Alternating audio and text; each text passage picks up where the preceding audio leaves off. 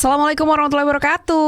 Waalaikumsalam warahmatullahi wabarakatuh. Jumpa lagi bersama kita The Double Gangers yang akan menjeritkan isu-isu terhangat di Indonesia dan mancanegara. Yes, dan isu-isu ini harus bikin ibu-ibu juga lebih menjerit dan updated. Yes. Ya, kita sebagai ibu-ibu jangan gosip-gosip aja lah. Jangan gosipin sesama maksudnya. Gosip-gosip artis luar negeri seru loh. Iya benar. Tapi sekarang kita bukan mau bahas gosip-gosip. Jadi kita bahas apa hari ini? Kita hari ini mau bahas sesuatu yang berhubungan dengan duit. Money. Money. Ya kan, bukan duit receh kita. Duit receh banget ya kita ya. Bukan. Makanya biar kita nggak duitnya receh terus, please dong share. Betul, Ya kan. Subscribe tuh. Betul. Subscribe tuh gampang loh guys. Cuman tinggal gitu. Iya. Dan sayangnya ya, habis nonton kita nggak dipencet, nggak subscribe. Banyak tuh yang kayak banyak gitu. loh yang cuma numpang lewat. Iya pokoknya buat yang baru join nih, baru nonton kita, kenalin gue Elda. Ya, dan gue Putri. Kita emak-emak di sini itu seringnya ngerumpiin bahas sesuatu yang viral, Ya. sesuatu yang bikin kita menjerit. Kenawai? Konspirasi misalkan. Sejarah misalkan. Betul. Karena kita juga butuh asupan dan kita juga yang udah sehari-hari cuma menghadapi kemacetan, menghadapi PR anak, menghadapi jadwal hari ini bakal apa, itu butuh diraut lagi. Betul. Karena kita berdua tumpul. Betul. Karena kita berdua juga belajar. Kita sama-sama belajar Sama-sama guys belajar. di sini. Jadi pokoknya intinya supaya kita teralihkan dari ketantruman anak dan juga suami. Suami saya nggak tantrum. Ada yang batuk. Suami siapa yang ya? batuk? Nih. Sekarang kita mau bahas tentang si Dorman. Si Dorman. Tumbuhan kali Dorman. Si Dorman, tukang pintu, bukan ya? Bukan, itu doorman. Jadi ada ditemukan rekening Dorman yang isinya sampai detik ini terhitung 204 miliar. Wow. 204 miliar. Ring a bell nggak? Pasti. Ayo. Jadi kalau misalkan lo punya rekening yang Amin. bukan alhamdulillah. Amin. Kok alhamdulillah ya amin. Amin. Enggak, maksud gue bukan miliarannya sih belum lah ya kayaknya ya, ratusan miliaran belum, cuman rekening dormannya tuh lo punya. Rekening kosong maksud Anda. Rekening saya ada banyak. Titipan. Bukan titipan tukang cuci kiloan ya. Terus saya bendahara di sana sini. Jadi duitnya tuh kalau banyak cuma numpang lewat. Bagus dong, tandanya kan terpercaya dan amanah. Alhamdulillah. Ya kan? Jadi kita tuh ngebahas tentang kemarin kalau misalnya tahu bahwa ada namanya Ilham. Dia itu bekerja di salah satu bank BUMN, Bank BRI, yang diculik dan dihabisi nyawanya, gitu. Jadi dia diculik di sebuah bukan supermarket ya itu ya, karena besar banget. Apa sih? Grosiran lah, tempat grosiran di Jakarta Timur, udah terkenal lah. Pokoknya itu dia diculik di situ dan kemudian dihabisi nyawanya, lalu ditemukan di Bekesong, gitu. Jadi kalau misalnya itu tuh orang mikir kayak diculik lalu dihabisi nyawanya, ya biasa aja gitu. Karena kan si Ilham ini kalau orang nggak kenal, nggak tahu nih sebenarnya dia itu bisa ngapain aja sih, lead kemana sih dia. Ternyata Ilham dan rekening dorman berhubungan. Tuh. Oke, kali ini Ibu Elda yang akan menjelaskan. Silakan. Oke, jadi for starter ya, kita mulai dengan siapa sih si Muhammad Ilham Pradipta ini? Ya.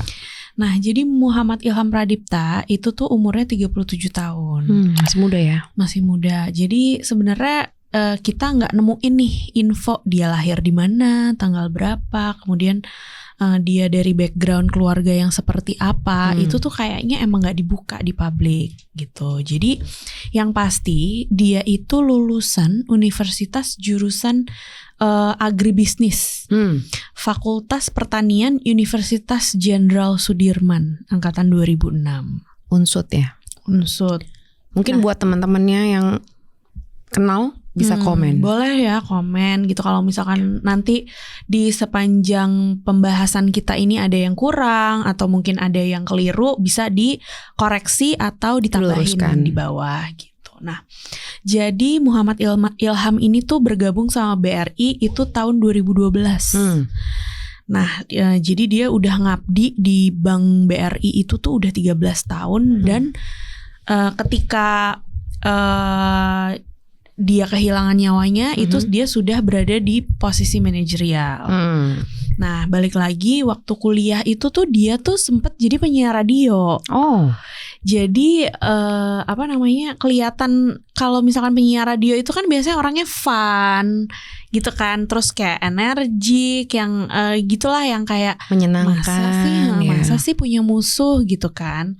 Nah, pernah menjabat sebagai kepala cabang pembantu KCP BRI Cempaka Putih Jakarta. Nah, dan itu tuh divalidasi sama keluarga dan teman-temannya. Kalau Ilham itu orangnya pekerja keras, sederhana, taat beribadah dan nggak pernah punya masalah sama orang. Dan sempet gue karena berita-berita di sosmed juga, gue sempet dilihat juga di sosmed itu dia itu di IG-nya terutama itu tuh dia tuh suka touring. Gitu, jadi dia suka touring sama teman-temannya kemana-kemana, aktif lah di sosial media, membagiin momen-momen ketika dia touring gitu. Supel ya, banyak disukai orang. Bener, kata orang-orang kantornya kan juga kayak gitu gitu. Nah, makanya kenapa kasus ini tuh berasanya tuh absurd gitu loh, karena dia nih orangnya sederhana, sosok yang biasa-biasa aja, nggak pernah punya musuh, tapi kok berakhir tragis gitu loh. Nah, jawabannya itu sebenarnya ada di kewenangan justru yang dia pegang. Nah, sebagai kepala kacap nih, kacap itu adalah kepala cabang ya, pembantu. Jadi Pak Ilham ini tuh punya hak untuk mengesahkan transaksi penting, termasuk yang menyangkut soal rekening dorman tersebut. Nah, tanda tangan atau otorisasi dari level kayak dia, jadi rekening-rekening itu bakal tetap terkunci dengan rapat. Nah, posisi itulah yang bikin Ilham itu jadi target strategis. Bukan karena personal ya, bukan karena dendam pribadi, bukan karena masalah kecil, tapi karena dia pegang kunci untuk buka akses ke uang miliaran yang dorman itu. Mungkin kalau ada yang nggak tahu istilah dorman ya, dorman itu rekeningnya itu dalam jangka waktu tertentu itu tuh tidak ada aktivitas gitu. Nah, kemarin itu kan sempat kenapa mukanya begitu? Sering, saya punya beberapa. Kok nggak ada yang ngisi? Ngarep. Dan nggak dipermasalahkan juga ya kayaknya ya. Coba tiba-tiba ada yang nyasar berapa kek, 1 aja M deh, nggak apa-apa. Ya, intinya di rekening dorman ini itu tersimpanlah si uang ratusan miliar tersebut. Nah, jadi kita masuk nih ke kronologinya. Nah, menurut polisi sampai saat ini ya, dari berita-berita yang kita compile gitu, rencana ini tuh udah jalan dari bulan Juni. Jadi semua data nih tentang rekening-rekening dorman, karena kan sempat waktu itu ada isu kalau rekening yang dorman selama jangka waktu tertentu tuh akan ditutup kan. Nah, yang akhirnya nggak jadi. Nah, jadi data-data rekening dorman ini udah dikumpulin. Tim IT itu dikasih briefing. Nah, target yang si Pak Ilham ini tuh dipantau berbulan-bulan. Nah, beberapa media bahkan nyebut ada pertemuan antara Candy alias Ken sama Dwi Hartono. sejak Juni untuk menyusun strategi. Ring a bell, Dwi Hartono siapa? Sang motivator. Oke. Nah, kemudian di tanggal 12 Agustus 2025, di titik ini para pelaku ini tuh memutuskan untuk naikin level. Dari sekedar ngumpulin data jadi pakai ancaman kekerasan. Nah, biar lebih cepat nih dapat otorisasi yang mereka butuhin. Nah, chat internal yang kebongkar itu di penyidikan nunjukin kalau keputusan main paksa ini tuh emang udah disetujuin sama para pelaku ini gitu. Jadi mungkin dengan cara pendekatan karena background dari si Muhammad Ilham ini adalah orang yang taat beragama gitu. Jadi mungkin dia disenggol-senggol, ayo dong Pak gitu, kita mainin aja nih si uang miliaran di rekening dorman, toh lo juga punya akses ke situ gitu.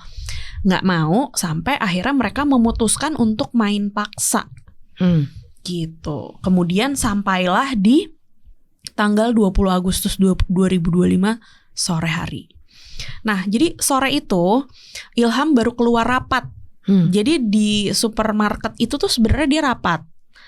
Jadi dia ada kayak, karena dia kacap BRI, jadi kayaknya mau ada kerjasama gitulah sama pihak si supermarket ini gitu. Nah, kemudian dia keluar dari supermarket, jalanlah dia ke arah mobilnya di parkiran, mobil hitam. Nah, ketangkep nih sama CCTV, ada mobil putih tepat berada di sebelahnya mobilnya dia. Nah, begitu Ilham mau buka mobil, beberapa orang langsung keluar dari mobil putih, langsung narik dia. Disergap ya? Disergap saat itu juga. Nah, kelihatan yang kelihatan dari CCTV itu sebenarnya Ilham ini sempat ngelawan. Tapi memang dia kalah jumlah. Ya karena dia sendiri kan. Nah, akhirnya dia dipaksa masuk ke mobil putih itu dan gone. Gitu. Lalu langsunglah pada tanggal 21 Agustus 2025 pagi di Bekasi, warga dari desa Nagasari itu menemukan jasad seorang pria di lahan kosong. Tubuhnya terikat di lakban. Nah, visum nunjukin ada luka akibat hantaman benda tumpul di dada dan leher. Nah, hasil toksikologi juga nemuin ada racun di tubuhnya. Dugaan kuatnya adalah Ilham meninggal karena kekurangan oksigen akibat tekanan di leher dan dada. Yang pasti sebelumnya untuk melumpuhkan itu dikasih racun atau mungkin obat bius lah. Dibekep gitu ya. Nah, makanya ada dari hasil toksikologi juga ada gitu. Nah, kemudian keluarga nih langsung lapor dan polisi juga gerak cepat. Rekaman CCTV-nya dicek, sinyal HP dilacak, saksi-saksi dipanggil, dan dalam hitungan hari polisi ngumumin penangkapan pertama. Lumayan cepat prosesnya. Salut ya untuk pihak kepolisian yang cepat. Nah, awalnya itu cuman segelintir orang yang ketangkap. Tapi lama-lama jumlah tersangkanya nih eskalasi, nambah sampai belasan orang. Nah, akhirnya mereka dibagi dalam beberapa klaster. Ada otak yang ngatur, ada eksekutor lapangan, ada yang tugasnya mantau, mengawasi gerak-geriknya Ilham, sampai ada yang menyediakan mobil dan sarana. Nah, polisi nggak berhenti sampai situ. Forensik jalan di lokasi jasad ditemukan. Bukti-bukti digital dibongkar. Dan penangkapan berantai dilakukan di beberapa daerah. Jadi mereka udah sempet kocar-kacir nih, kabur-kaburan. Puncaknya pas konferensi pers gede di pertengahan September, Polda Metro Jaya memaparkan detail dari setiap klaster. Motif utamanya ditegaskan, pindahin dana dari rekening dorman ke rekening penampungan. Jadi memang itu intinya. Nah, menurut penyidik, skema ini tuh jelas bukan kerjaan instan, bukan dadakan, pasti udah dirancang sedemikian rupa selama beberapa waktu. Nah, ada jaringan kriminal dengan orang dalam yang ngerti sistem bank, yang punya akses, yang punya skill teknik. Nah, selama otorisasi bisa dipaksa keluar dari tangan Ilham, ya duit bisa ngalir. Intinya tuh karena udah ada orang dalam yang ngerti segala macam teknis, intinya ya tinggal satu ini sih, otorisasi doang nih dari Ilham gitu. Nah, tapi masih ada catatan. Beberapa pelaku ternyata masih DPO alias buron. Nah, penyelidikan sekarang nih lagi fokus ngejar siapa dalang sebenarnya. Siapa yang ngorder nih. Pasti kan yang kayak gitu-gitu kan cuman kaki tangan aja kan. Yang ketangkep tuh pasti yang kroco-kroconya. Nah, pemesannya sih siapa nih yang ngorder gitu loh. Siapa yang paling diuntungkan dari hilangnya nyawa seorang kepala cabang. Nah, kita lanjut ke siapa dan bagaimana. Nah, polisi nih ngebagi tersangka ini dalam beberapa klaster kayak yang tadi gue udah bilang. Yang menunjukkan tuh ya operasi ini tuh bener-bener terorganisir. Nah, pertama kita bahas klaster pertama nih ya, aktor intelektual. Yang pertama ada Candy alias Ken. Dia nih otak intelijen. Nah, dia ini yang megang data si rekening-rekening yang dorman yang gendut gitu. Kayak siapa ya? Nah, kemudian ada Dwi Hartono. Nah, dia ini adalah aktor utama, sang motivator, sekaligus pembiaya operasi. Pasti ada modal dong. Modalnya dari dia. Yang tadi apa yang lo temuin, Mbak? Karena dia tuh segitu kayaknya sampai punya helipad di depan rumahnya di Jambi.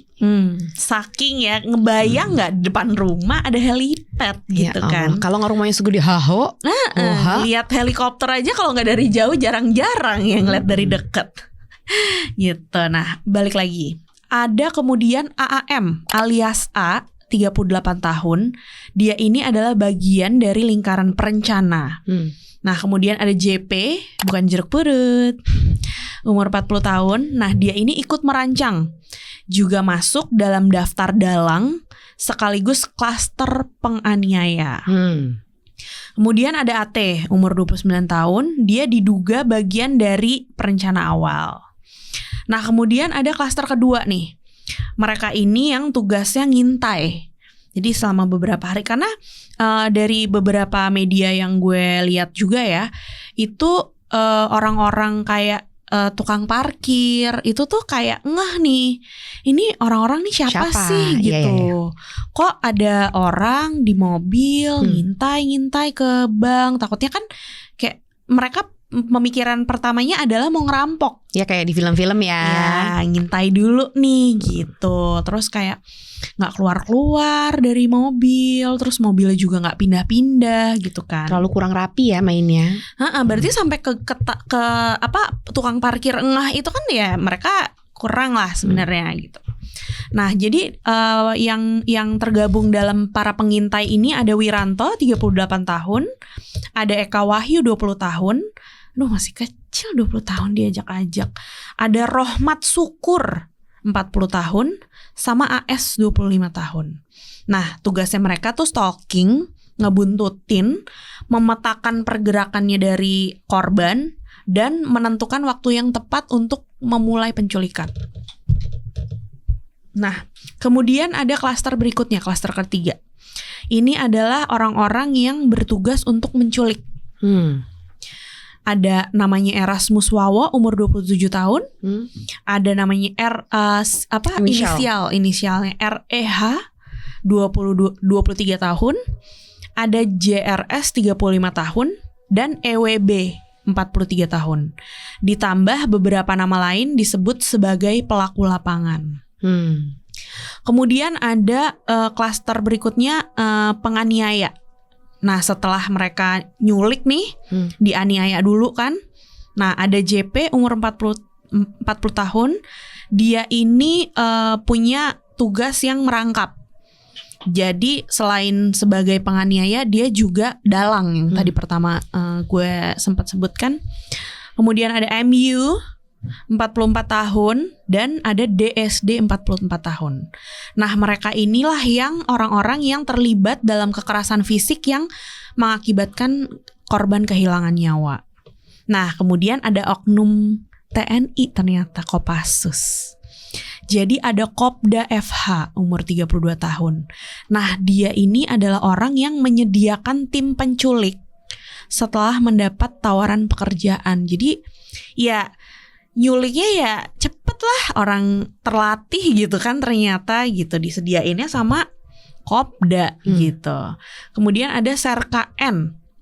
Jadi ini tuh dia sebenarnya cuma perantara sama ikut megangin korban ketika mungkin dia dianiaya gitu ya. Bahkan dia ini adalah salah satu orang yang terlibat waktu jenazahnya korban ini dibuang di Bekasi itu. Nah, polisi itu nyebut keduanya itu dijanjikan uang sebagai kompensasi. Proses pidana ditangani oleh polisi militer karena status keduanya masih sebagai prajurit aktif. Nah, status update nih saat kita research ya, itu 15 tersangka sipil telah ditangkap. 2 oknum TNI ditangani secara internal oleh Kopassus dan polisi militer. Dan 2 sipil masih buron, yaitu S dan EG inisialnya.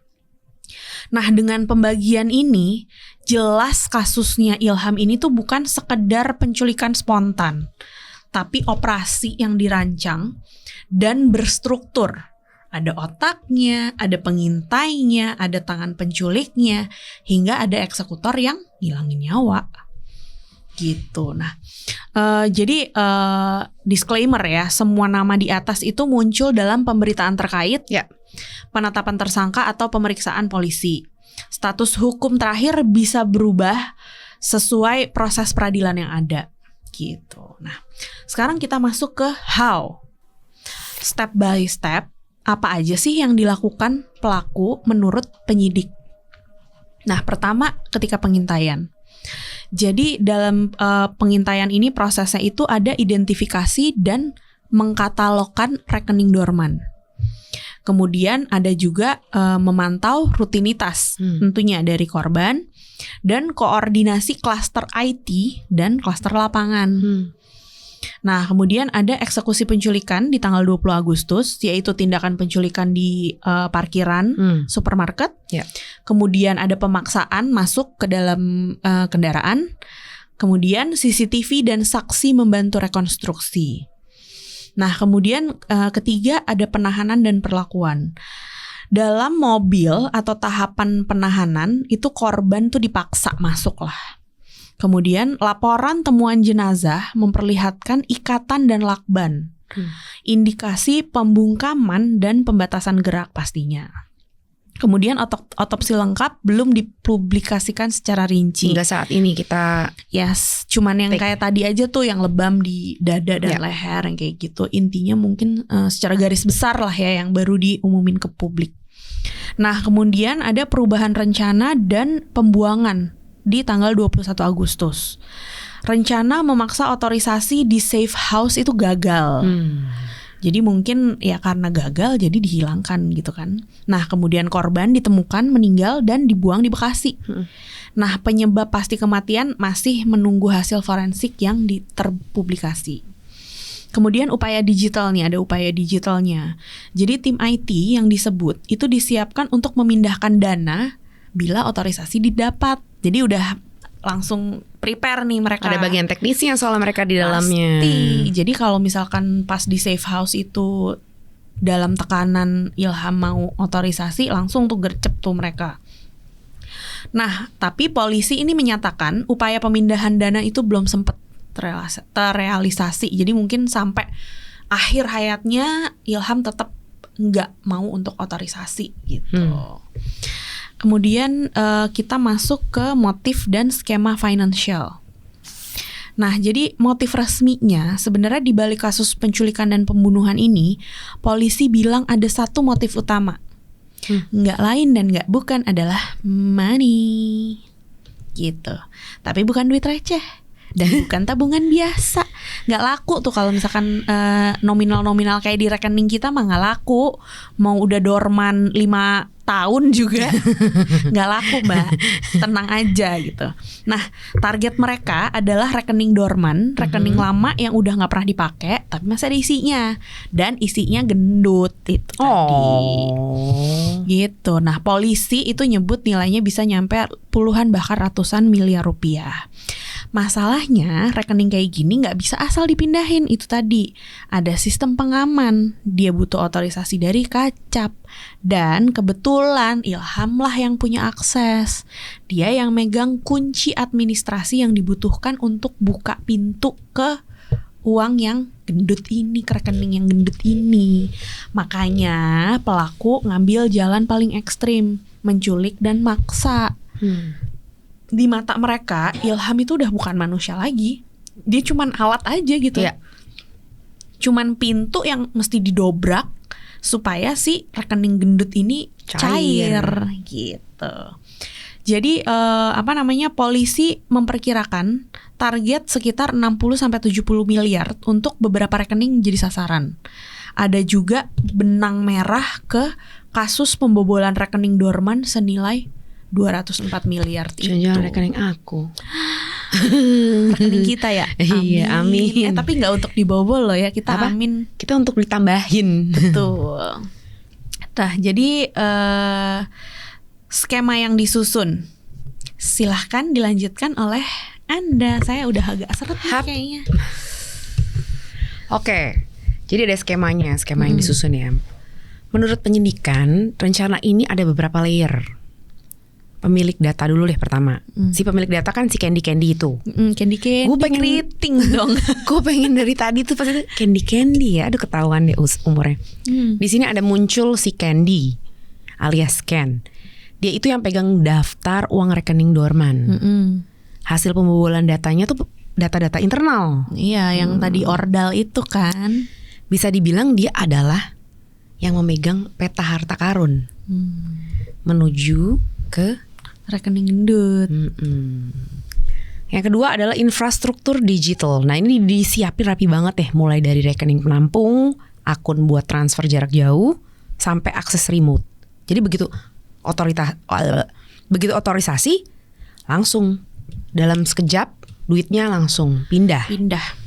Cepat, bersih, hampir tanpa jejak. Lagi-lagi itu rencananya, kemungkinan besar ada bagian teknis di dalam juga. Yes, pasti. Dugaannya seperti itu. Lalu ketiga, tim lapangan.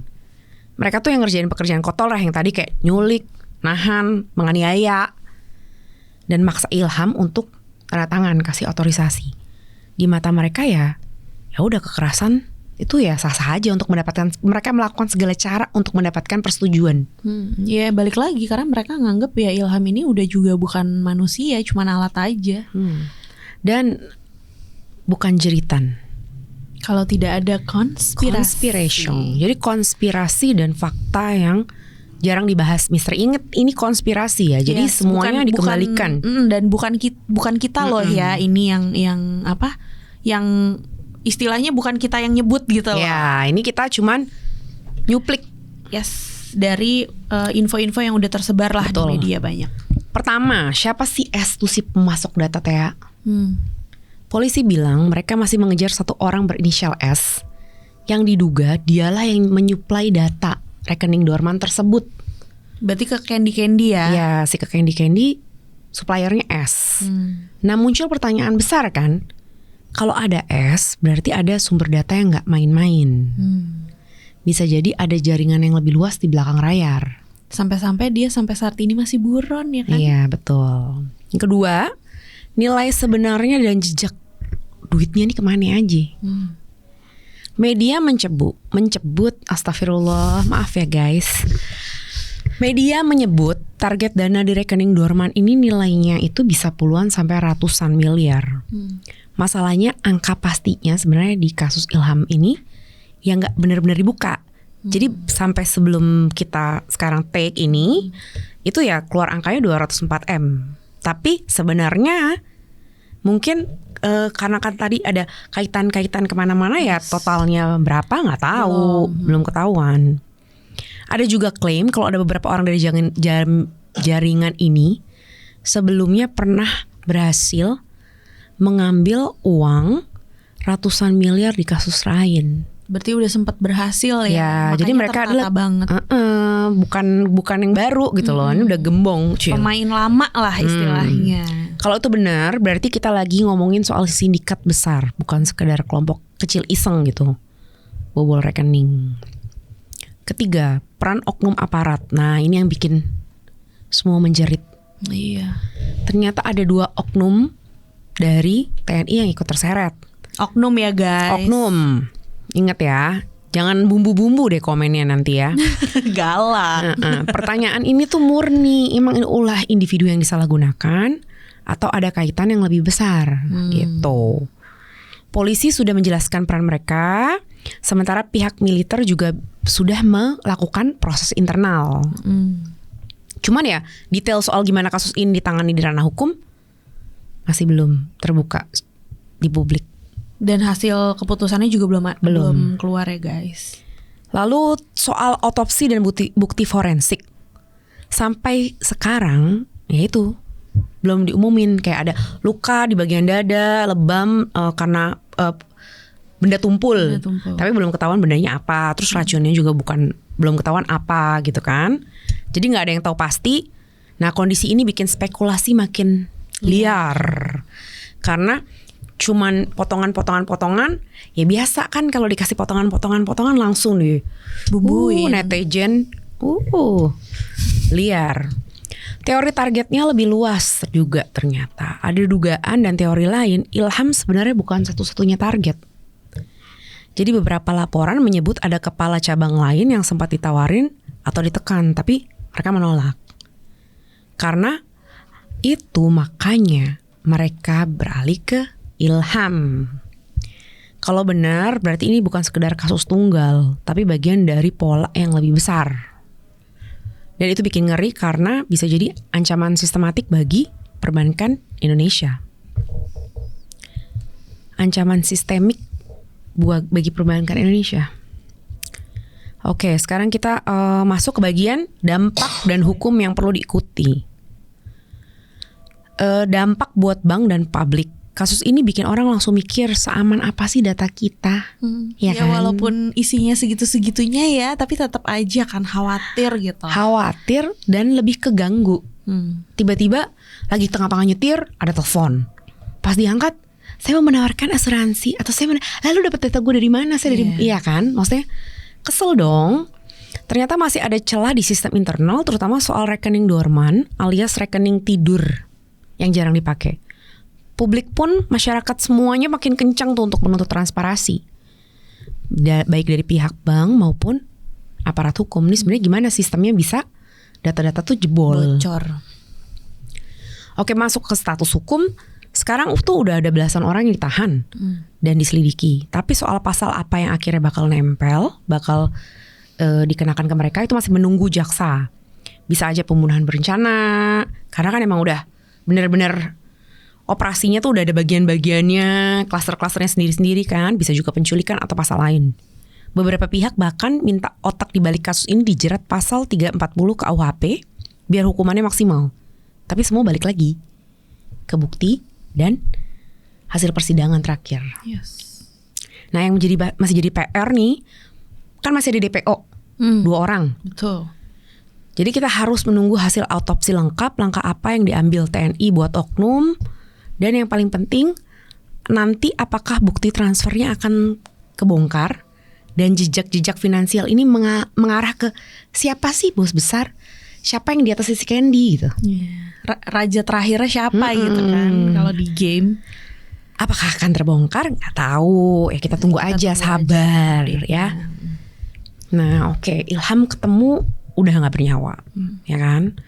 Pelaku yang ketangkep tuh bukan kayak preman jalanan yang mau ngambil laptop. Iya, bahkan tadi ada si pihak TNI itu kan yang ngasih orang gitu istilahnya. Jadi mereka adalah bagian dari jaringan yang main pakai trik digital tapi juga main kasar di lapangan. Jadi ada dua kakinya.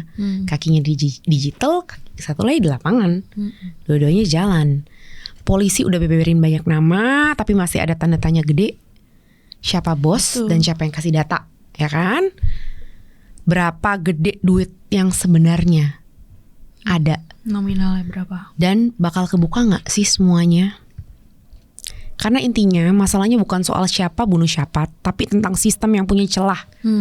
Rekening tidur isinya gede, otoritas yang gampang dimanipulasi, dan jaringan yang pintar mengeksploitasi semua itu dengan kekerasan sebagai alat tekan untuk mendapatkan kemauan mereka. Dan yang jelas ini belum titik akhir. Mari kita kawal sama-sama perkembangannya. Karena di episode berikutnya nanti kalau misalnya ternyata ada bukti-bukti lagi, ada hasil-hasil yang baru, dan mengerucut ke si bos dan si DPO, raja terakhir, si raja terakhir, bos besarnya, nanti kita update lagi gitu. Kita bikin part 2-nya. Jadi ramein kalau misalkan kalian mau tetap update sama kasus ini gitu ya, apa namanya, turut berduka cita untuk keluarga juga, yang pasti kita kawal lah bareng-bareng. Ya betul. Karena ganggu, itu yang benar tadi lo bilang, ganggu. Ya ganggu kan. Maksudnya data-data yang buat kita yang recehan gini aja kayak yang buat kita yang recehan tuh ganggu gitu. Gimana mereka yang gendut gitu kan. Dan emang data itu bukan soal bukan soal perbankan aja gitu. Kayak data-data kemarin gue baru terima, misalnya di telepon, gue masih punya telepon rumah kan. Jadi tiba-tiba di telepon penipuan gitu yang mau minta pulsa. Bukan, PLN. Gue udah lapor. Jadi ke PLN, dia bilang telepon listrik Anda segera diputus gini. Oh, dibilangnya belum bayar. Silakan tekan gini. Terus dia nanya data, tapi kan dia udah dapat nomor telepon, tapi dia nggak tahu orangnya siapa. Terus berusaha mancing. Nah, data nomor teleponnya bisa klik tuh gimana? Selain rekening ya, data telepon tuh bisa klik gimana gitu. Banyak data-data yang itulah bocor. Baiklah. Terima kasih. Oke, thank you yang udah dengerin kita cerita-cerita sampai sekarang. Terus yang buat yang belum subscribe tapi nonton nih, tolong dong di subscribe gitu ya. Mbak Kiwil mau ngecat rambut lagi katanya. Warna apa kira-kira yang cocok? Coba komen. Gitu. Tiba-tiba abis dari serius warna rambut. Nggak apa-apa lah, biar nggak balance ya, biar balance ya. Balance. Terus jangan lupa di komen, di share, di like, di subscribe. Terus yang mau nambahin atau mau koreksi boleh, silakan dengan jempol yang tertata dengan baik gitu ya. Oke deh kalau gitu, thank you banyak. Bye.